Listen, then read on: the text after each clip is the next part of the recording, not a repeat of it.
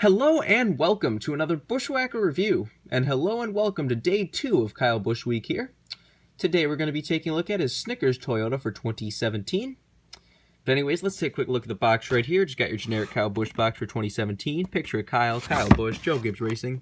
2017 standard finish, got to render the car right there. So there's just blank down there. It doesn't actually say Snickers right there. It's kind of weird, but whatever. They made a total of 541 of these things. Standard finish, 18, Kyle Busch, yada yada yada.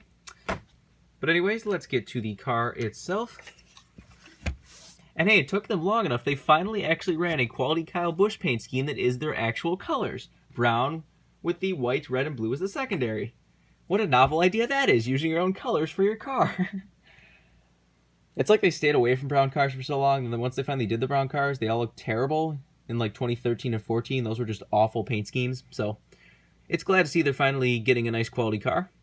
He ran this car at Kentucky in July. I think he started on the pole with this car, at least on the front row. But anyways, let's do a quick 360 of this car. It's honestly been a couple years since we actually got a primary Snickers car. In 2016, he had the Snickers Crisper, and he had the Snickers Halloween. This year, he had the Snickers Crisper again. So we finally get a nice quality regular Snickers car in the correct colors. Like, the old diamond plating was not a bad-looking car, but you're selling candy bars, your colors are brown. Where do you get diamond plating and flames out of that? But whatever. This car is a brand new release. And like I said, it's the first time in a few years a regular Snickers cars actually interest me, because the 2013 to 14 cars are just awful. Especially the oversized logos and all that, just no. But anyways, let's get down to sponsors. On the hood, you have Snickers. You got Toyota Camry, number 18, Joe Gibbs Racing. Down the side, you have Rowdy Snickers. You got Interstate Batteries. You got Interstate Batteries again. Freightliner, Doosan, Mac Tools, Cessna, Siemens, Lincoln Welders, NNACA, and Sherwin-Williams. You've got Stanley and Noss on the C post. And on the B post, you have Toyota, Joe Gibbs Racing, M&M's, Twix, Skittles, Pedigree, and American Heritage. Has your regular tin cheese and all that. On the back, you have Snickers and Kroger, Toyota Camry XSE, number 18. You got Ferocious on a Snickers bar on the deck lid, nothing on the roof. 171st car made. That was just pathetic. On this side, you have Hangry instead of Rowdy, and the design is a little bit different. You can kind of see right there. The design is still asymmetrical because Snickers seems to like to do that for some reason.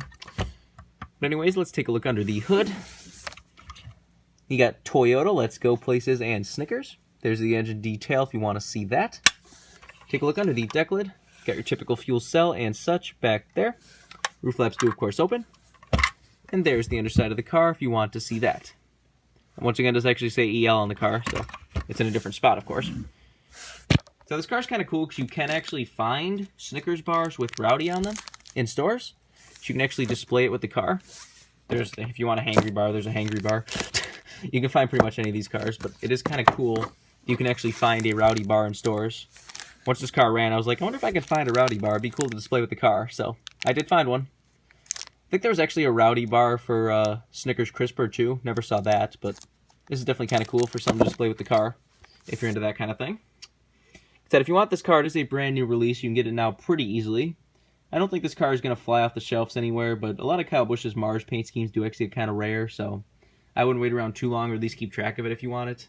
His stuff really ever gets cheap. You're not going to find this car for like $30 clearance bin, I kind of doubt. Which I think his 2013 or 14 car is pretty cheap because it's just an awful car, but whatever.